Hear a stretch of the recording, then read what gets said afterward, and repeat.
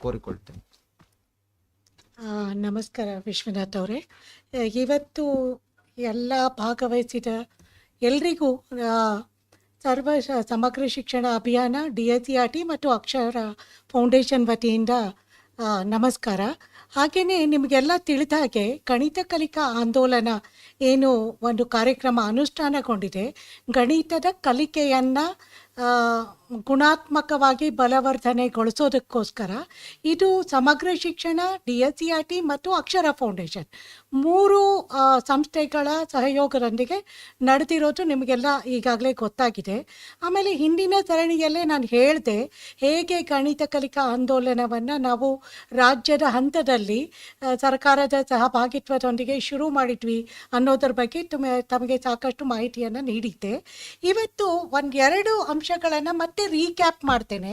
ಮೊದಲನೇದಾಗಿ ಗಣಿತ ಕಲಿಕಾ ಆಂದೋಲನದಲ್ಲಿ 3 ಅಂಶಗಳು ತುಂಬ ಇಂಪಾರ್ಟೆಂಟ್ ಆಗಿದೆ, ಮುಖ್ಯವಾಗಿವೆ. ಮೊದಲನೇದಾಗಿ ಗಣಿತ ಕಲಿಕೆಯ ಬೋಧನಾ ಮತ್ತು ಕಲಿಕಾ ವಿಧಾನ. ಎರಡನೇದಾಗಿ ಆ ಕಲಿಕಾ ವಿಧಾನವನ್ನು ನೀವು ತುಂಬ ಎಫಿಷಿಯೆಂಟಾಗಿ ಕ್ಲಾಸ್ ರೂಮಲ್ಲಿ ಮಾಡಬೇಕಾದ್ರೆ, ತರಗತಿ ಪ್ರಕ್ರಿಯೆಯಲ್ಲಿ ಅದನ್ನು ಅದನ್ನು ರಿಯಲೈಸ್ ಮಾಡಬೇಕಾದ್ರೆ ಏನೆಲ್ಲ ಕಲಿಕೋಪಕರಣಗಳು ಬೇಕು ಅದರ ಬಗ್ಗೆ, ಹಾಗೆಯೇ ನಾವು ಕ್ಲಾಸ್ ರೂಮಲ್ಲಿ ಹೇಗೆ ಅದನ್ನು ಇನ್ನೂ ಚೆನ್ನಾಗಿ ಕಲಿಕೆಯಲ್ಲಿ ಮಕ್ಕಳ ಭಾಗವಹಿಸುವನ್ನು ನೋಡೋದಾಗಲಿ ಅಥವಾ ನಾವು ಬೋಧಿಸಿದ್ದನ್ನು ಗಟ್ಟಿಗೊಳಿಸಿದೀವಿಯಾ ಇಲ್ವಾ ಅಂತ ನೋಡೋದಾಗಲಿ, ಅದಕ್ಕಾಗಿ ಗುಂಪು ಕಲಿಕೆ ಅದು ಒಂದು ಭಾಗವಾಗಿ ಹೇಗೆ ಅದು ಇಂಪಾರ್ಟೆಂಟ್ ಆಗಿದೆ, ಮುಖ್ಯವಾಗಿದೆ ಅನ್ನೋದ್ರ ಬಗ್ಗೆನೂ ಇವತ್ತು ನಾವು ಮಾತಾಡ್ತೀವಿ. ಮೊದಲನೇದಾಗಿ ಗಣಿತ ಕಲಿಕಾ ಆಂದೋಲನದಲ್ಲಿ ಗಣಿತ ಕಲಿಕಾ ಬೋಧನಾ ವಿಧಾನ ಏನಿದೆ ಅದು ತುಂಬ ಮಹತ್ವ ಪಾತ್ರ ವಹಿಸುತ್ತೆ. ಅದರಲ್ಲಿ CRA ಮೆಥಡ್ ಅಂದರೆ ಮೂರ್ತದಿಂದ ಅಮೂರ್ತದವರೆಗೆ ನಾವು ಹೇಗೆ ತಗೊಂಡು ಹೋಗಬೇಕು. ಯಾಕಂದರೆ ಗಣಿತ ನಮಗೆಲ್ಲ ಗೊತ್ತಿರೋ ಹಾಗೆ ಅಮೂರ್ತದ ಸಬ್ಜೆಕ್ಟ್ ಇದೆ, ವಿಷಯ ಇದೆ. ಅದನ್ನು ನಾವು ಹೇಗೆ ಮಾಡಬೇಕು, ಇದನ್ನು ನಮ್ಮ NCF 2005 ಕೂಡ ತುಂಬ ಕ್ಲಿಯರಾಗಿ ಮೂಡಿ ಬಂದಿದೆ.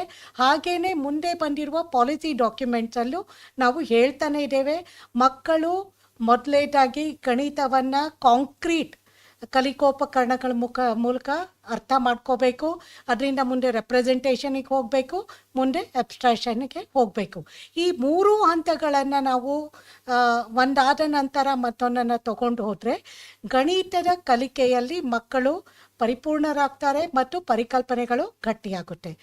ಈಗ ವಿಧಾನದ ಬಗ್ಗೆ ನನ್ನ ಜೊತೆಗಿರೋರು ಅದನ್ನೆಲ್ಲ ತಿಳಿಪಡಿಸ್ತಾರೆ. ಹಾಗೆಯೇ ಕಲಿಕೋಪಕರಣಗಳನ್ನು ಹೇಗೆ ಬಳಸ್ಕೊಂಡು ಈ ವಿಧಾನವನ್ನು ಹೇಳಬೇಕು ಅನ್ನೋದು ಕೂಡ ಇವತ್ತು ನಾವು ನೋಡ್ತೇವೆ. ಒಂದೇ ಒಂದು ಅಂಶ ನನಗೆ ಹೇಳಬೇಕು ಅನಿಸಿದ್ದು, ಈ ಕಲಿಕೋಪಕರಣಗಳಲ್ಲಿ ನಿಮಗೆಲ್ಲ ಗೊತ್ತಿರೋ ಹಾಗೆ ಸುಮಾರು 22 ಏನು ನಮಗೆ ಕಲಿಕೋಪಕರಣಗಳಿವೆ ಆ ಕಿಟ್ಟಲ್ಲಿ. ಅದು ಈಗಾಗಲೇ ನಿಮ್ಮ ಎಲ್ಲ ಶಾಲೆಗಳಿಗೂ ಅದು ತಲುಪಿಬಿಟ್ಟಿದೆ.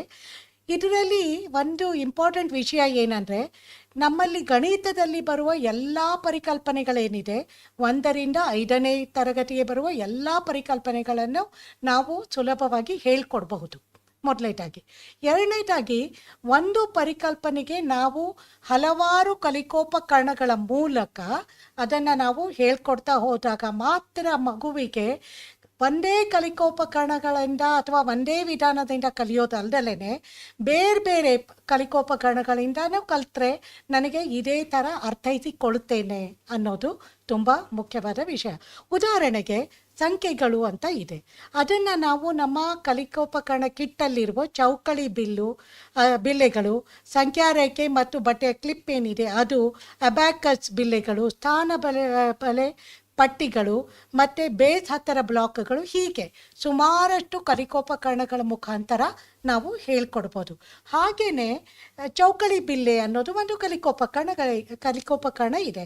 ಅದರಿಂದ ನೀವು ಸಂಖ್ಯೆಗಳನ್ನು ಹೇಳ್ಕೊಡ್ಬೋದು, ಸಂಕಲನ, ವ್ಯವಕಲನ, ಗುಣಾಕಾರ, ಭಾಗಾಕಾರ, ಭಿನ್ನರಾಶಿ ವಿನ್ಯಾಸಗಳು, ವೃತ್ತ, ದತ್ತಾಂಶ ನಿರ್ವಹಣೆ, ಹೀಗೆ ನಮ್ಗೆ ಏನೆಲ್ಲ ಕಲಿಬೇಕಲ್ಲ, ಏನೆಲ್ಲ ಕಲಿಯೋಕ್ಕಿದೆಯಲ್ಲ, ನಮ್ಮ NCERTಯಿಂದನೇ ಹೇಳಿರ್ಬೋದು ಅಥವಾ DSERTಯಿಂದನೇ ಹೇಳಿರ್ಬೋದು, ಅಥವಾ ನಾವು ನಮ್ಮ ಪಠ್ಯಕ್ರಮ ಚೌಕಟ್ಟಿನಲ್ಲಿ ಏನೆಲ್ಲ ಅಂದ್ಕೊಂಡಿದ್ದೀವಿ, ನಿಪುಣ ಭಾರತದಲ್ಲೂ ಅದನ್ನೇ ಹೇಳ್ತೇವೆ ನಾವು, ಅದು ಎಲ್ಲನೂ ನಾವು ಇಲ್ಲಿ ಕಲಿಸೋಕೆ ಸಾಧ್ಯ. ಹಾಗಾಗಿ ಇದರಲ್ಲಿ ತುಂಬ ಚೆನ್ನಾಗಿ ಮಕ್ಕಳಿಗೆ 1ರಿಂದ 5ನೇ ತರಗತಿಗೆ ಏನೆಲ್ಲ ಬೇಕು, ಪರಿಕಲ್ಪನೆಗಳ ಕಲಿಬೇಕು, ಅದನ್ನು ನಾವು ನಿಧಾನವಾಗಿ ಕಲಿಕೋಪಕರಣಗಳ ಮುಖಾಂತರ ಕಲಿಸ್ತಾ ಹೋದರೆ ಮಗುವಿಗೆ ಆ ಪರಿಕಲ್ಪನೆಗಳು ಗಟ್ಟಿಗೊಳ್ಳುತ್ತವೆ. ಆ ಪರಿಕಲ್ಪನೆ ಗಟ್ಟಿಕೊಂಡ್ರೆ ಮುಂದೆ ನೀವು ಯಾವುದೇ ಥರದ ಪ್ರಶ್ನೆ ಕೇಳಿದ್ರು, ಮೆಂಟಲ್ ಮ್ಯಾಥ್ ಇರ್ಬೋದು ಅಥವಾ ನಮ್ಮ ರಿಟರ್ನ್ ಟೆಸ್ಟ್ ಇದ್ರೂ ಮಗುವಿಗೆ ಅರ್ಥೈಸಿಕೊಂಡು ಮಾಡೋದಕ್ಕೆ ತುಂಬ ಸುಲಭ ಆಗುತ್ತೆ. ಮುಂದೆ ಪ್ರೊಸೀಜರಲ್ಲಿಗೂ ಹೋಗೋದಕ್ಕೆ ಅರ್ಥ ಆಗುತ್ತೆ. ಮೊದಲನೇದಾಗಿ ಅರ್ಥೈಸಿಕೊಳ್ಳುವಿಕೆ ಏನಿದೆ ಅದು ತುಂಬ ಇಂಪಾರ್ಟೆಂಟು ಗಣಿತ ಕಲಿಕೆಯಲ್ಲಿ. ಅದನ್ನು ನಾವು ಮಾಡ್ಬೋದು. ಈಗ ಇದನ್ನು ನಾನು ಮುಂದುವರೆದ ಭಾಗವಾಗಿ ನನ್ನ ಕೊಲೀಗ್ ಇಲ್ಲಿ ಮೋಹನ್ ಕುಮಾರ್ ಇದ್ದಾರೆ, ಪುಷ್ಪ ಅವರು ಇದ್ರ ಬಗ್ಗೆ ಇನ್ನೊಂದು ಸ್ವಲ್ಪ ವಿವರವಾಗಿ ತೋರಿಸ್ತಾ ಹೋಗ್ತಾರೆ. ಅದಾದ ಮೇಲೆ ನಾವು ಒಂದೆರಡನ್ನ ಉದಾಹರಣೆಯಾಗಿ ಇವತ್ತು ನೋಡೋಣ. ನಿಮಗೆ ಬೇಕಾದಷ್ಟು ಟೀಚಿಂಗ್ ಲರ್ನಿಂಗ್ ವಿಡಿಯೋ ಕೋರ್ಸ್ ಇದೆ, ಆನ್ಲೈನ್ ಕೋರ್ಸು, ಅದರಲ್ಲಿನೂ ನೀವು ನೋಡ್ಕೋತೀರಿ. ಹಾಗಾಗಿ ನಿಮಗೆ ಫಸ್ಟು